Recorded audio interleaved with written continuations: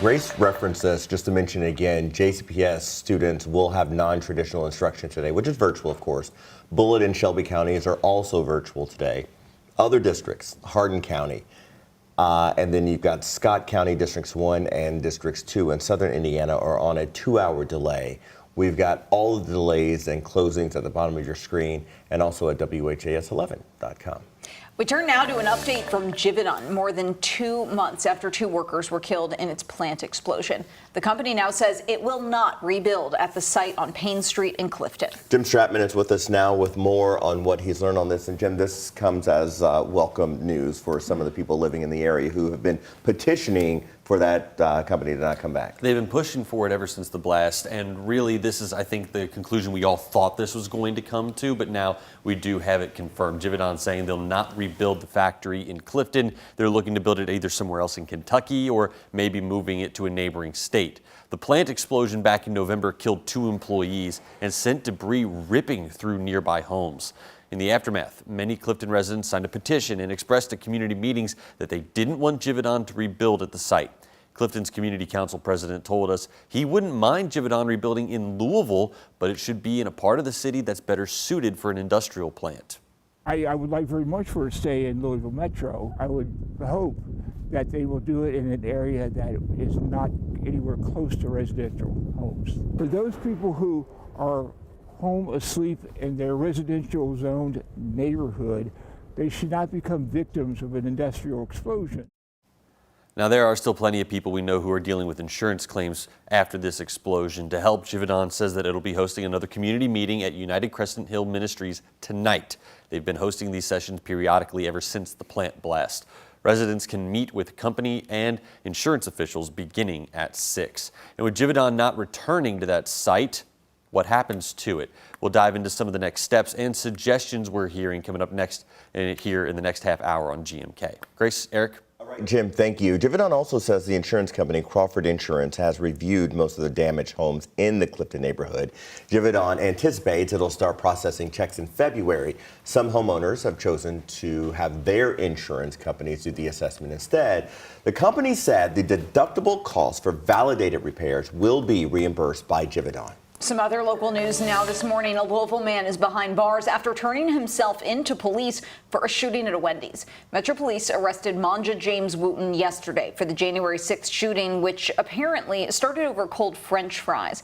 Arrest records say James Wooten was with 2 other people at the drive-thru at a Wendy's on Dixie Highway in Valley Station. James Wooten and the other suspects allegedly got into a fight with the worker over the temperature of the fries. Police say the 3 suspects got out of the drive-thru and came inside the store where James Wooten fired at the Wendy's worker. She was hit and taken to the hospital with non-life-threatening injuries. James Wooten is being held on a $50,000 bond. He's due back in court next Tuesday. Louisville leaders honored 4 Metro police officers who survived being shot in the line of duty. Since my administration as mayor began over 2 years ago, 4 Louisville Metro police officers have been shot while serving our city. And we thank each one of you so much for your service.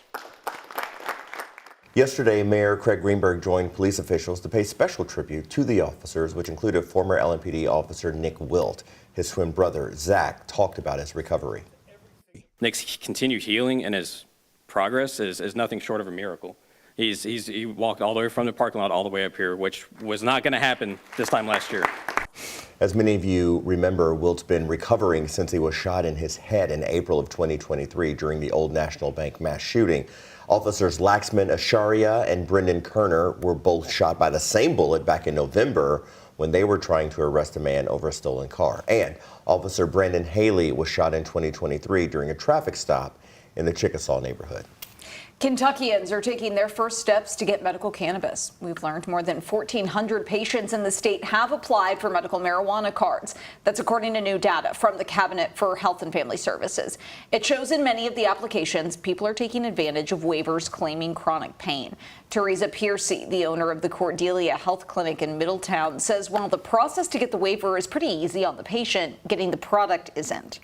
Most people have questions just about the timing of dispensaries, the cost of the cannabis, and a lot of those questions we don't have concrete answers for yet, considering the dispensaries are not open. Piercy is one of 307 healthcare professionals statewide who are authorized to see clients for medical cannabis cards. She notes the lack of available product is because Kentucky law requires medical marijuana to be grown in the state, which could take some time. Jefferson County will eventually have 2 dispensary locations. Timeline for their opening, not known right now. To be eligible for medical cannabis, you do have to have one of 20 qualifying conditions, including things like cancer or epilepsy. Then you got to have a certified doctor write a prescription. That's something not every Kentucky doctor has permission to do. We've got a list of providers in this story on our website. The Civilian Review and Accountability Board will hold its first meeting of the year today. It's set to discuss recent rulings and developments with the city's consent decree. A federal judge is currently deciding whether the federal oversight plan can be carried within the LMPD. The Office of Inspector General will also present findings from the investigation into the officer-involved shooting of Amari Cryer. Cryer was shot and killed by a U.S. Marshal in May of 2022. Today's meeting is at 3 o'clock this afternoon. It's at City Hall.